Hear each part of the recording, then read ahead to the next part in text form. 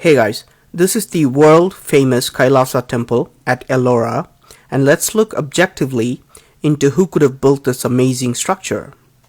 By the end of this video, I hope you will agree with me that our history is completely wrong and that this temple was built by a very advanced civilization. What's so special about this temple? This temple was not constructed by adding stone blocks, but an entire mountain was carved to create this temple. This is the only temple in the whole world where a mountain was cut out from the top to create a structure. In all other temples and caves, even in Ellora and rest of the world, the rock was cut from the front and carved as they went along. The whole world has followed a rock cutting technique called cut-in monolith, while Kailash temple is the only one that has used the exact opposite technique called cut-out monolith. To see why this rock cutting technique is so different, let's take a look at this pillar that's over 100 feet tall. Notice how small human beings look when compared to this pillar. Normally, to create such a huge pillar, it would take years of work carving accurately on a huge rock. But this pillar was carved by scooping out all the pieces of mountain around it. You can imagine the amount of rock which has been removed to create this pillar. Historians and archaeologists are confused because of the sheer amount of rock that was removed in this temple. Archaeologists confirm that over 400,000 tons of rock had to be scooped out, which would have taken not years but centuries of human labor. Historians have no record of such a monstrous task, and they think that this temple was built in less than 18 years. Let's do a simple math and see if historians could be right. I'm going to assume that people worked every day for 18 years and for 12 hours straight with no breaks at all. I'm going to ignore rainy days, festivals, wartime, and assume that people work like robots ceaselessly.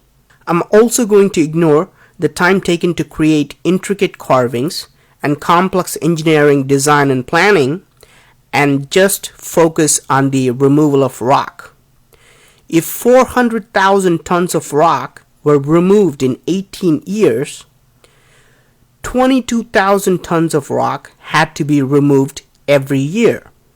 This means that 60 tons of rock was removed every day, which gives us 5 tons of rock removed every hour. I think we can all agree that it's not even possible today to remove 5 tons of rock from a mountain every hour. Not even with the so-called advanced machines we have. So if it's not humanly possible, was it done by humans at all? Was this created with the help of extraterrestrial intelligence? Now, forget about creating such an extraordinary structure. Can human beings at least destroy this temple? In fact, Aurangzeb, a Muslim king, employed 1,000 workers to completely demolish this temple. In 1682, he ordered that the temple be destroyed so that there would be no trace of it. Records show that 1,000 people worked for 3 years and they could only do a very minimal damage. They could break and disfigure a few statues here and there, but they realized it's just not possible to completely destroy this temple. Aurangzeb finally gave up on this impossible task. Note that this attempted destruction is very similar to another mysterious structure called the Menkaures pyramid in Egypt. Another Muslim ruler wanted all the pyramids to be destroyed and started his work from the Menkaures pyramid. After years of trying, he was only able to make a small dent on the pyramid. He gave up too. Were all these indestructible structures around the world created by extraterrestrials? Is that why human beings are not even able to destroy them? In fact, archaeologists agree that Kailash temple was created before any other temple in the Ellora cave complex. Could this have been built centuries before human beings started carving other temples nearby? Is this why the architecture, the design, and the size is so much better and bigger than other temples?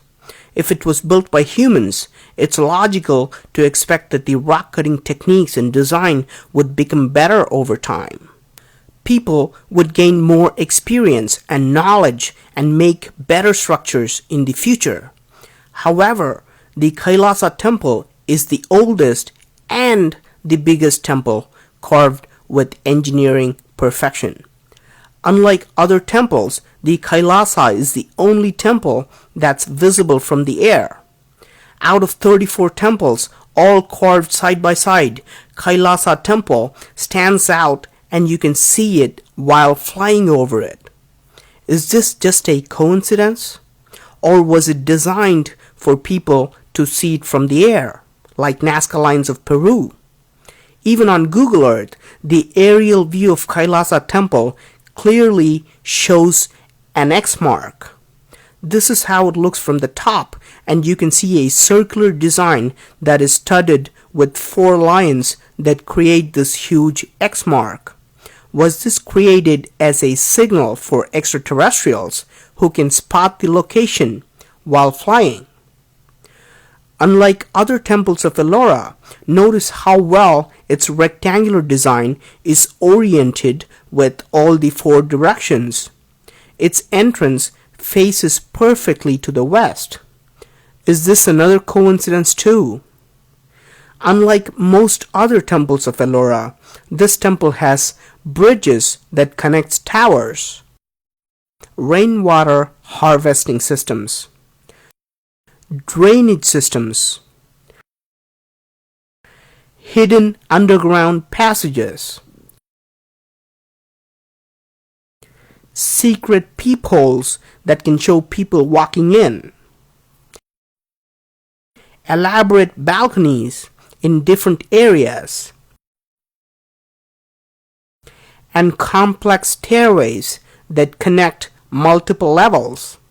And all of this had to be planned accurately before they started carving the mountain. For example, you cannot carve these 2 structures separately and then decide to build a bridge later. No connecting rocks or external rocks were used at all, and everything was carved perfectly from one mountain. Do you still believe that this was done with chisels, hammers, and pickaxes by people with limited mathematical and architectural knowledge? I hope we can all agree that the Kailash temple was built by a much advanced civilization, whether it originated in Earth or elsewhere.